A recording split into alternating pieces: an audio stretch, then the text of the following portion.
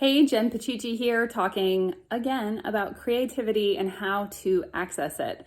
So, I believe we are all creative, and I believe creativity comes through us the best when we tap into something bigger than ourselves, our deep internal well of creativity that is connected to the entire universe, the one consciousness.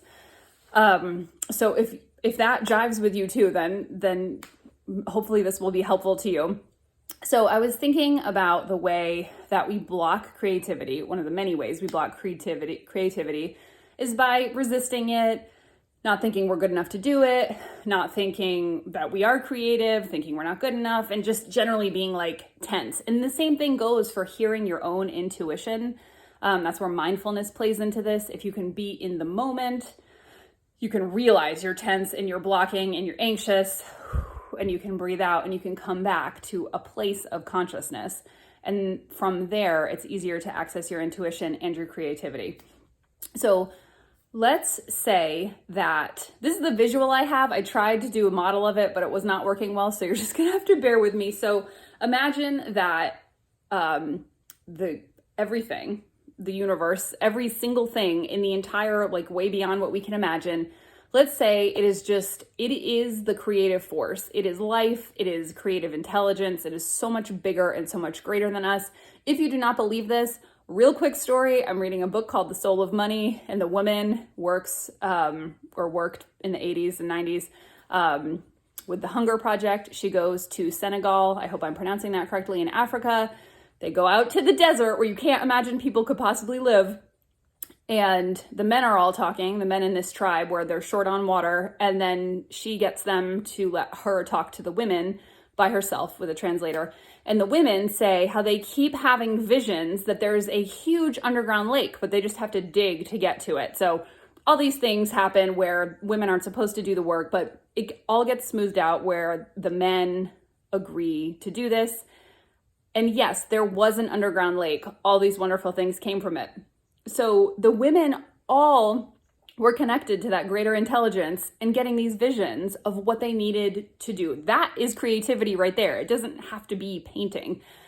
So if you believe in that, and if you can connect to that, then you can let greater creativity flow through you. So imagine the truth that all around us is just this greater intelligence, but you are blocking it. You are blocking it by being worried, by looking at your phone, which you might be doing right now. You're blocking it because it's too scary or you don't believe in it or whatever. So let's say there are two circles. So this circle, outside of this circle, every single thing in the universe is available, all of this creativity, all of this everything.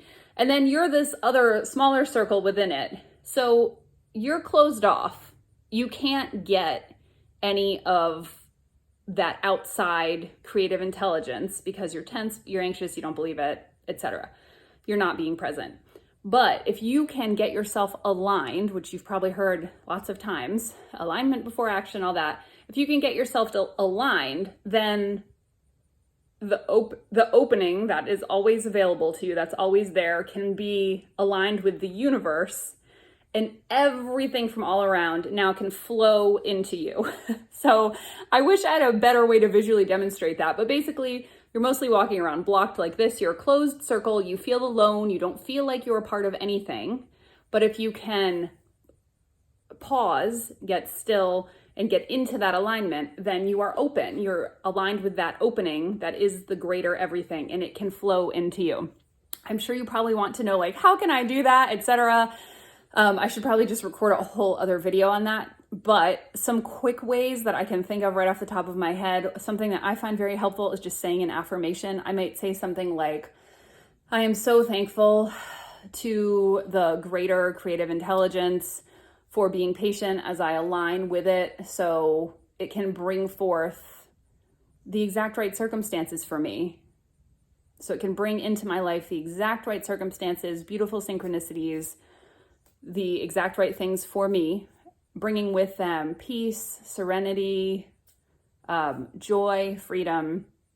Saying that, just like stopping and being thankful, allowing I try not to put a specific, like, I will make the most beautiful painting in the world or whatever, because then that can make me tense again. Like, what if that doesn't happen? So for me, just saying like, you know, I'm lining up with the universe so the exact right circumstances can come to me and through me. That helps me to just let go so that I know, like, okay, whatever is coming to me is the exact right circumstance for me. And that also allows you to accept, which allows you to like chill out and stop resisting everything.